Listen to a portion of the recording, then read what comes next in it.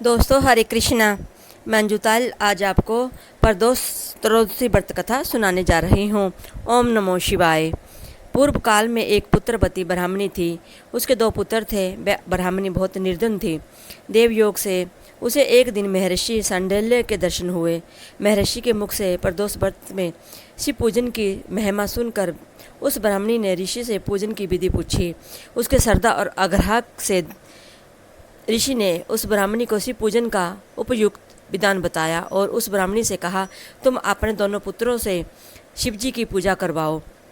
इस व्रत के प्रभाव से तुम्हें 1 वर्ष के पश्चात पूर्ण सिद्धि प्राप्त होगी। उस ब्राह्मणी ने महर्षि सांडल्य के वचन सुनकर उस बालकों के सहित नतमस्तक होकर मुनि के चरणों में प्रणाम किया और बोली, हे ब्राह्मण, आज मैं आपके दर्शन से धन्य हो गई हूँ। मेरे ये दोनों कुमार आपकी शरण में है। आदि सुचित्र व्रत मेरा पुत्र है और ये राजसूत मेरा धर्मपुत्र है। ये दोनों बालक आपके सेवक हैं। आप मेरा उद्धार कीजिए। उस ब्राह्मणी को शरणागत जानकर मुनि ने मधुर वचनों द्वारा दोनों कुमारों को शिवजी की आराधना विधि बताई। तदनुसार वे दोनों बालक और ब्राह्मणी मुनि को प्रणाम कर शिव मंदिर में चले गए। उस दिन से वे दोनों बालक मुनि के कथा अनुसार नियम पूर्वक प्रदोष काल में शिव जी की आराधना करने लगे। पूजा करते हुए उन दोनों को 4 महीने बीत गए। एक दिन राजसूत की अनुपस्थिति में सूची व्रत स्नान करके नदी किनारे चला गया और जल क्रीड़ा करने लगा। संजोग से उसी समय उसे नदी की तलहटी में चमकता हुआ धन का बहुत बड़ा कलश दिखाई पड़ा। उस धन पूर्ण कलश को देखकर सूचीव्रत बहुत ही प्रसन्न हुआ। उस कलश को वह सिर पर रख कर ले आया। कलश को भूमि पर रखकर वह अपनी माता से बोला, हे माता, शिवजी की महिमा तो देखो। भगवान ने इस घड़े के रूप में अपार संपत्ति दे दी है। उसकी माता घड़े को देखकर आश्चर्य करने लगी और राजसूत को बुलाकर कहा, बेटा मेरी बात सुनो, तुम दोनों इस धन को आपस में आधा आधा बांट लो। माता की बात सुनकर सूचीव्रत अत्यंत प्रसन्न हुआ, परंतु राजसूत ने अपनी असम्मति प्रकट करते हुए कहा, हे माँ, यह धन तेरे पुत्र के पुण्य से उसे प्राप्त हुआ है। मैं इसमें किसी प्रकार का हिस्सा लेना नहीं चाहता, क्योंकि अपने किए हुए कर्म का फल मनुष्य स्वयं ही भोगता है। इस प्रकार शिव पूजन करते हुए एक ही घर में उन्हें 1 वर्ष व्यतीत हो गया।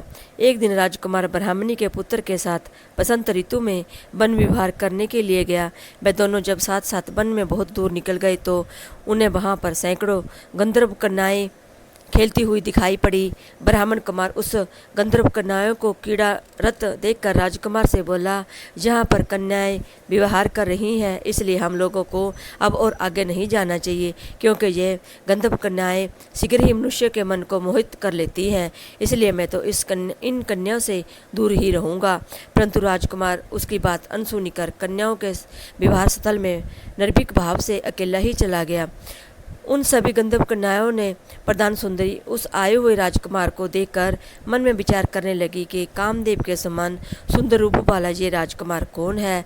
उस राजकुमार के साथ बातचीत करने के उद्देश्य से उस सुंदरी ने अपनी सखियों से कहा, सखियों, तुम लोग निकट से वन में जाकर उस वन में अशोक, चंपक, मोलगिरी आदि के ताजे फूल तोड़ लाओ। तब तक मैं तुम्हारी प्रतीक्षा में यहीं रुकी रहूंगी। उस गंधर्व कुमारी की बात सुनते ही सब सखियां वहां से चली गई। सखियों के जाने के बाद में गंधर्व कन्याएं उस राजकुमार को स्थित दृष्टि से देखने लगी। उस दोनों में परस्पर प्रेम का संचार होने लगा। गंधर्व कन्याओं ने राजकुमार को बैठने के लिए आसन दिया।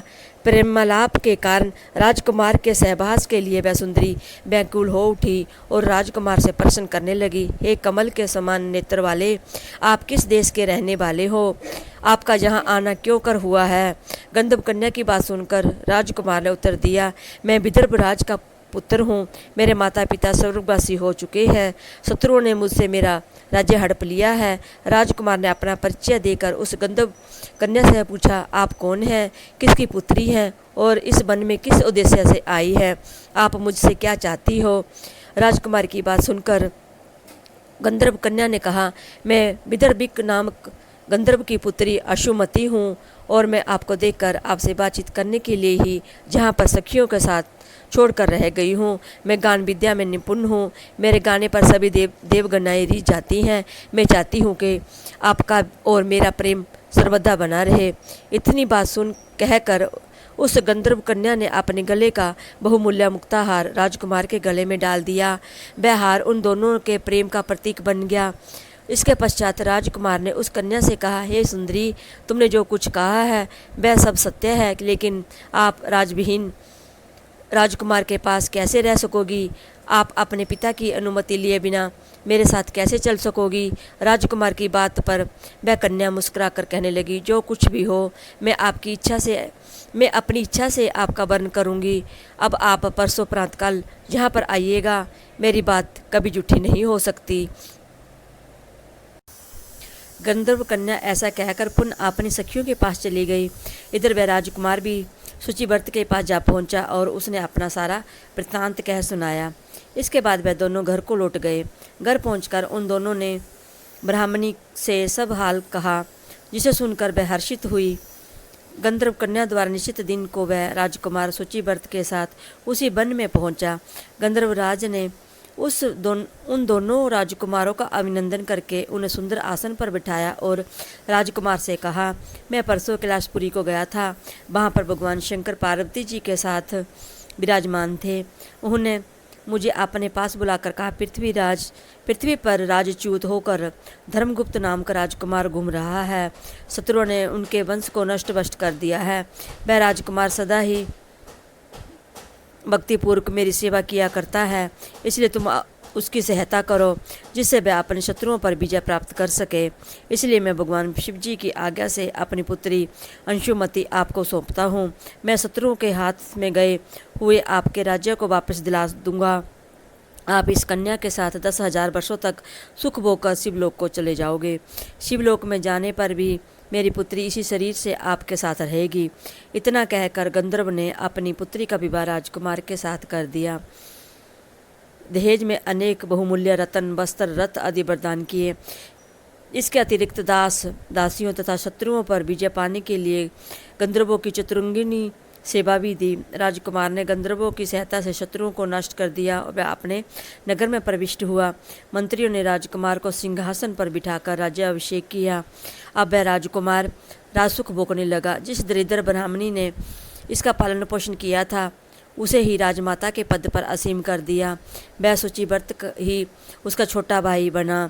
इस प्रकार प्रदोष व्रत में शिव पूजन के प्रभाव से वह राजकुमार दुर्लभ पद को प्राप्त हुआ। जो मनुष्य प्रदोष काल में अथवा नित्य ही इस कथा का श्रवण करता है, वह निश्चित ही सभी कष्टों से मुक्त हो जाता है और अंत में परम पद का अधिकारी बनता है। बोलो भगवान शिव की जय। ओम नमो शिवाय, ओम नमो शिवाय, ओम नमो शिवाय।